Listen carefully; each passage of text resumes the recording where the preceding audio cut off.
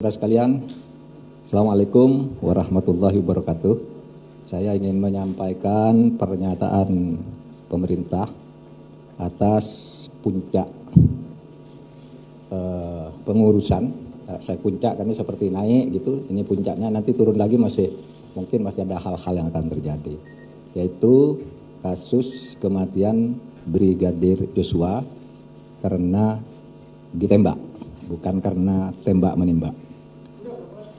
Kasus ini memang agak khusus, seperti kasus orang menangani orang hamil yang mau melahirkan tapi sulit melahirkan, sehingga terpaksa dilakukan operasi sesar. Ya, operasi sesarnya agak lama, kontraksi terjadi terus. Malam ini Kapolri berhasil mengeluarkan bayinya dalam kasus kriminal, yaitu Verdi Sambo sebagai tersangka dalam kasus skenario dan memerintahkan pembunuhan, mungkin berencana karena dugaannya itu sangkaannya itu pasal 340, 338, 55, 56, dan mungkin itu nanti akan bersambung lagi ke 231, 221, 233, itu tentang menghalang-halangi proses penegakan hukum. Nanti ini masih akan banyak, tetapi yang pokok bayinya, yaitu pelaku atau terduga pelaku utamanya sudah ditemukan, yaitu dijadikan tersangka Sambo, Verdi Sambo. Saya sebagai Menko Polhukam dan Ketua Kompolnas yang bertugas menjalankan perintah Presiden untuk mengawal dan mendorong agar kasus ini dibuka secara terang, ingin menyampaikan beberapa hal sebagai berikut.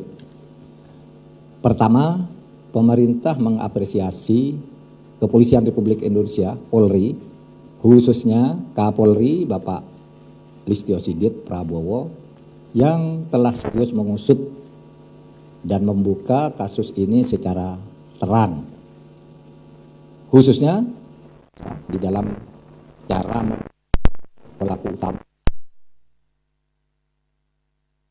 Dulunya ragu, mencungkil bayi dari perut yang sedang berkontraksi dan membahayakan sang ibu, tapi berhasil dengan operasi sesar. Malam ini provisiat untuk Pak Listio Sigit dan tim sus, para jenderal bintang 3, bintang 2, dan bintang 1, dan seterusnya ke bawah. Saudara, kapan mantan Kadif Propam Polisi FS sebagai tersangka beserta 1 orang bintara dan tamtama serta 1 orang sipil, dan pengusutan lebih lanjut terhadap 28 personel polisi adalah bukti bahwa Polri senantiasa menjalankan amanah dan kepercayaan masyarakat. Polri adalah anak kandung Republik yang sungguh-sungguh mendengar masukan dan aspirasi publik. Pemerintah dengan demikian berharap agar penyelesaian kasus secara tegas, terbuka, dan tanpa pandang bulu bisa terus menjadi babak baru dalam upaya membangun institusi Polri yang bersih dan terpercaya, sebagaimana visi dan slogan Polri, presisi, yang berarti prediktif, bisa menghitung dan memperkirakan apa yang terjadi beserta akibat-akibatnya, apa yang akan terjadi jika penanganan seperti ini, itu namanya prediktif. Apa yang akan terjadi di tengah-tengah masyarakat jika cara menangani sesuatu menggunakan cara tertentu, itu artinya prediktif. Responsibilitas, merespons setiap suara, aspirasi yang muncul dari media, dari LSM, dari pakar akademisi dan sebagainya. Itu ditunjukkan sikap responsibilitas Polri dan transparansi. Transparansi itu artinya terbuka. Bisa dilihat kerjanya bahwa apa enggak main mata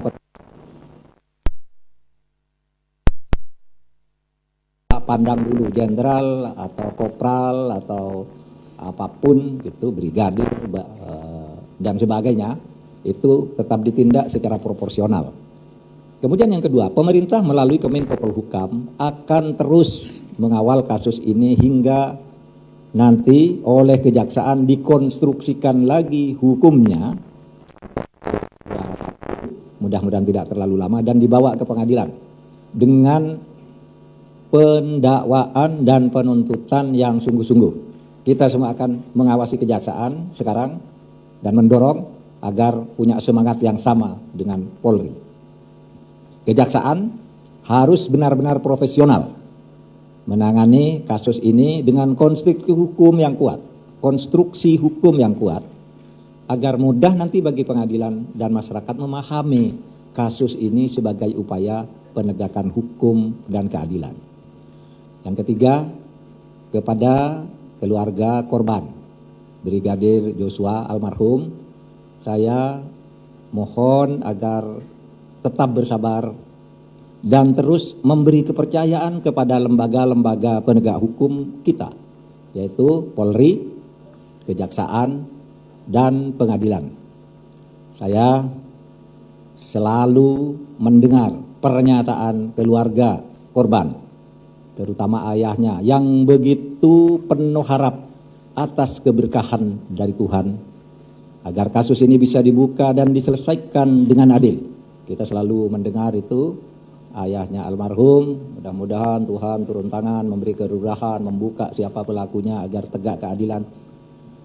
Teruslah berharap kepada keadilan Tuhan agar menjadi pedoman bagi upaya menegakkan keadilan manusia. Terakhir, keempat, kepada masyarakat, pemerintah memberikan apresiasi atas berbagai masukan dan dukungan, serta berharap agar publik, baik itu akademisi, LSM, masyarakat sipil, tokoh masyarakat, purnawirawan, dan terutama media massa, agar terus memantau dan mengawasi kasus ini hingga nanti pengadilan memutuskan perkara ini. Mari bersama saya kawal kasus ini agar negara ini berjalan menjadi lebih baik dan lebih baik. Demikian tanggapan atau sikap pemerintah terhadap kerja Polri bersama tim sus dan irsusnya yang telah berhasil memecahkan telur atau mengeluarkan bayi dari sebuah operasi sesar dan akan menyelesaikan konstruksi yang masih tersisa, membersihkan darah-darahnya yang berceceran masih kotor di seluruh tubuh. Ini masih ada 28 yang akan diperiksa lagi, lebih dulu diperiksa melalui irsus. Sekian, terima kasih.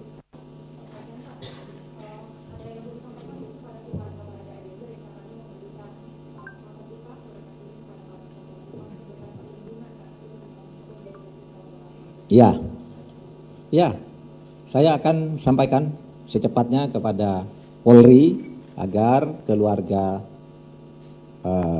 Brigadir Joshua almarhum, keluarga Mbak Vera, itu diberi perlindungan yang proporsional.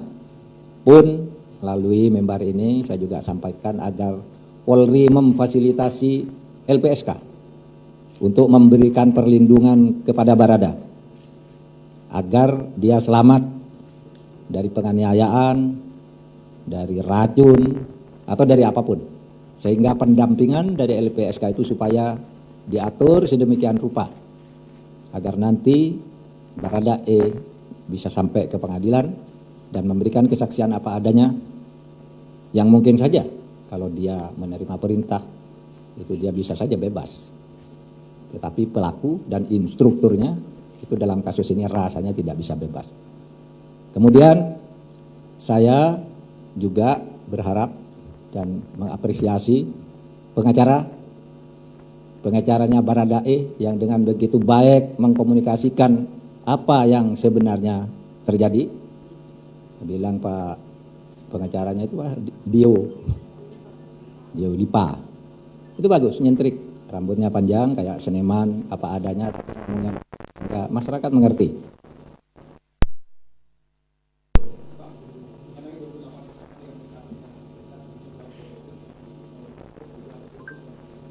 Ya.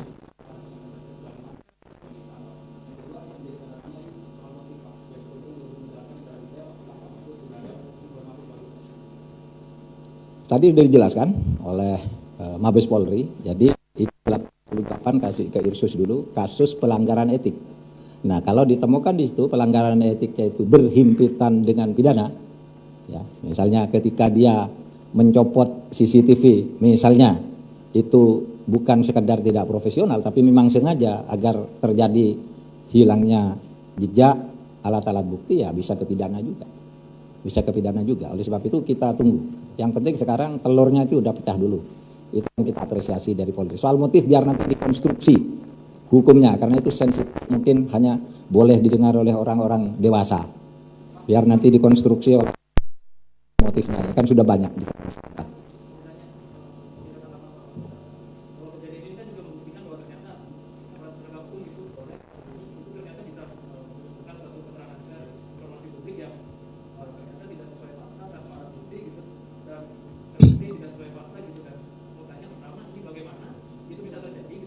Itu yang pelanggaran etik itu tadi.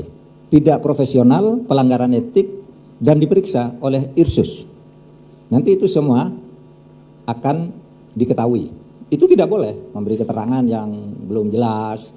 Itu kan, katakan terjadi tembak menembak sehingga yang satu mati, itu alat buktinya tidak ditunjukkan, apanya, seperti cuma berdiri gini aja. Lalu yang satu bilang, wah itu ahli nembak memang, 4 tembakan kena semua gitu. Seakan-akan meyakinkan. Padahal itu nggak bisa nembak, yang jago nembak itu yang meninggal itu. Kalau sertifikat yang ada di meja saya penghargaannya itu, yang ini malah nggak bisa. Itu kan penjelasannya salah. Itu bisa, pertama itu dinilai tidak profesional. Pertama, ya.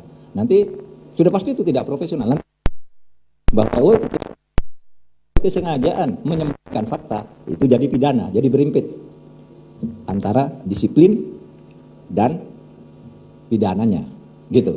Nah, satu lagi,